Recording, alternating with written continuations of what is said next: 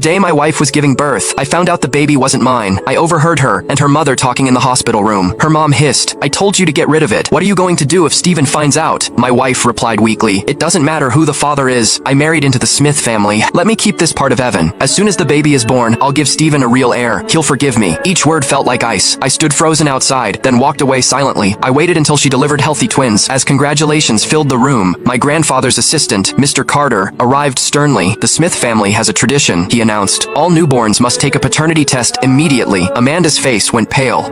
Is that really necessary? They're so tiny, just born. A test would be so hard on them. Steven, tell them, wouldn't it? I stood at the back of the crowd, watching as she turned those familiar, heart-melting eyes on me. In the past, a single look like that could make me surrender any principle, cross any line. But the words I'd overheard, those gut-wrenching, treacherous words, were still ringing in my ears, making her current performance a bitter farce. "It is tradition. No one is exempt," I said, my voice perfectly calm, devoid of any ripple of emotion. My gaze swept coolly over the stunned faces in the room. "Mr. Carter, please arrange for the samples to be taken now. Deliver the results directly to this room as soon as they're ready." A dead silence fell over the room. Relatives exchanged uneasy glances, the air crackling with attention so thick you could taste it. Everyone sensed something was terribly wrong, but no one dared to speak. Amanda's fingers dug into the bedsheets, her knuckles turning white. She bit her lip, her voice trembling with disbelief as she challenged me. "Steven Smith, what is the meaning of this? Do you really trust me so little?" Her eyes, rimmed with red, locked onto mine, a perfect portrait of a wounded heart. Even now, at the bitter end, she was still trying to play me. A ghost of a cold smile touched my lips. "I am simply following the rules unless